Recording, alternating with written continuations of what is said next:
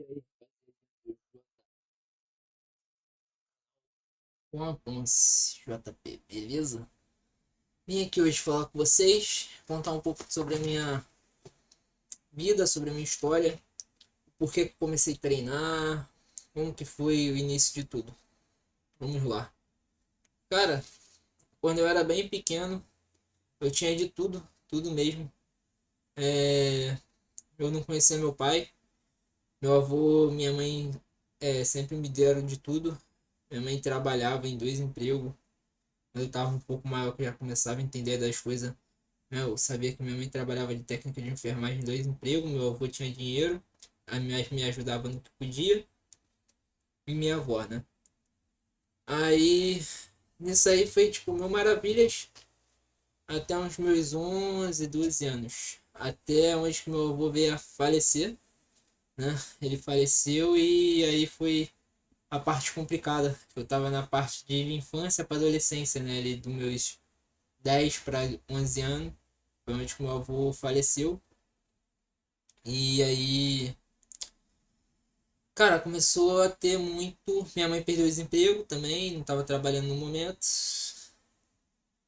E como o seguro dele de vida demorou muito, muito tempo para vir, que é a pensão, né, da minha avó e tudo mais, que hoje em dia ela tem a pensão tudo certinho, mas teve que lutar na justiça e tudo mais para ter. Aconteceu do que? Aconteceu de a gente, minha mãe perdeu o desemprego, tudo mais, e a gente ficar. Tipo, minha avó começou a vender as coisas dela, os ouro que ela tinha, anel do meu avô, aliança, né, de casamento deles e tudo mais, pra botar comida dentro de casa. E aí começamos, né, a viver uma nova vida, né?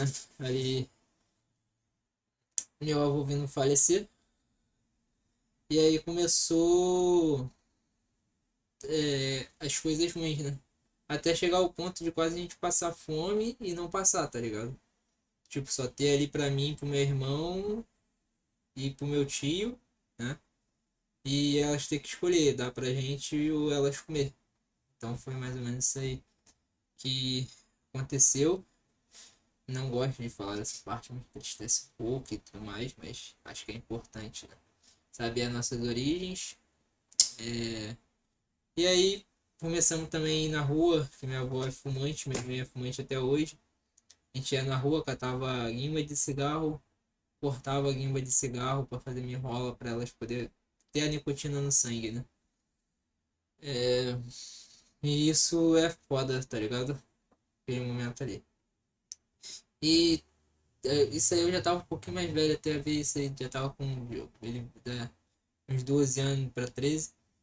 Aí minha mãe, mesmo assim, correndo atrás, conseguiu um trabalho, começou a trabalhar, né? Aí trabalhando já deu uma melhorada, conseguia comprar algumas coisas para dentro de casa, né? E tudo mais. Logo depois desse último dia aí que ela teve que escolher, assim, apareceu uma proposta dela de trabalho. E é o doutor Marconi que ofereceu a ela, que hoje em dia é falecido, mas minha mãe conseguiu um trabalhinho, aí comprava o que ela ganhava no dia, que ela ganhava por dia na clínica, trabalhava com ortopedista, né? Então ela escolhia botar metade do que ela ganhava pra gente e metade pra minha avó, né? Sendo que a gente tinha que pagar aluguel, né? A gente tinha que. Então minha avó foi vendendo as coisas que ela tinha. Aí minha mãe trabalhou, começou tipo, botar o dinheiro para comer, comprava por dia. Então se não trabalhasse, né, já viu? Como que é assim, então a gente tentava diminuir a quantidade, algumas coisas assim. Mas a gente sempre foi feliz, cara. Graças a Deus, minha família sempre foi feliz. E aí, com 12 anos de idade, já morando num lugar melhor e tudo mais. Minha avó já tinha conseguido a pensão, já estava ganhando a pensão, então dava para ela sobreviver, pagar o aluguel dela, dava para ela comer e tudo mais. Então a gente decidiu a morar e para outro canto, né? E a gente começou a morar no condomínio, eu com 11 para 12 anos, assim mais ou menos. Eu conheci meus amigos de infância, que é o João, o Ítalo e todo mundo.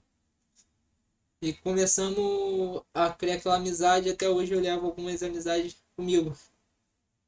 Aí, beleza. Ia pra casa do Filipe e tudo mais na minha adolescência. Jogava LOL, jogava futebol e tudo mais. E é também do mesmo ciclo. E aí a gente começou a melhorar de vida. E aí, beleza, né? Aí até minha mãe, a gente se mudou depois desse condomínio, quando aí eu já tinha uns 15 para 16. Fomos pro Marco 2 ali, na rua onde que era um Guanabara.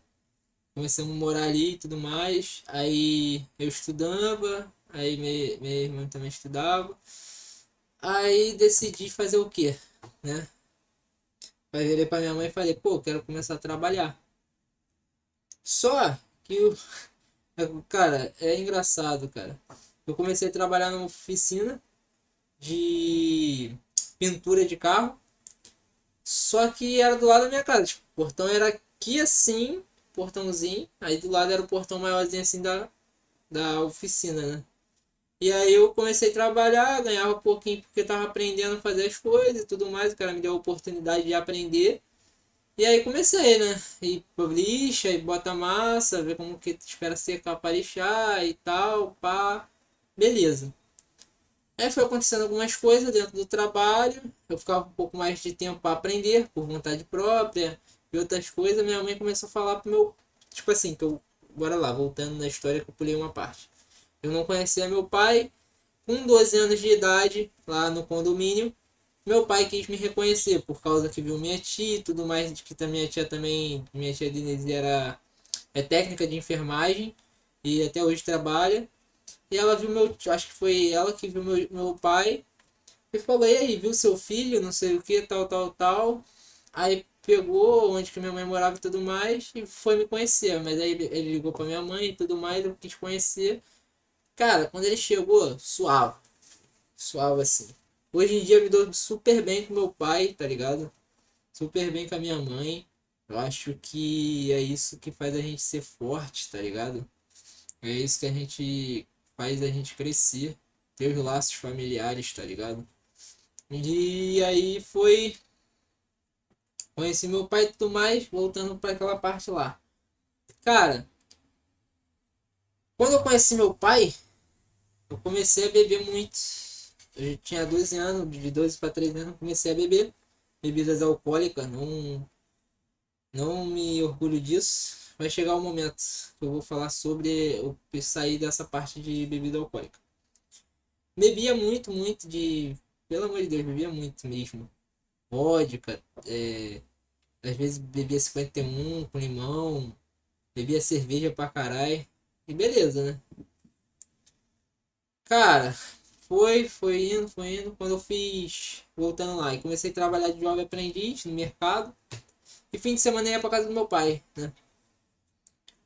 Aí foi isso. Aí trabalhei um ano, parei de trabalhar no mercado. Não me recontrataram. Aí minha mãe tava com uma colega dela que morava aqui em Bangu e veio morar em Bangu. Eu fui morar com meu pai. E aí fiquei uns 2 meses na casa do meu pai, depois voltei pra casa da minha mãe, né? Fiquei com a minha mãe e tudo mais lá, morando lá.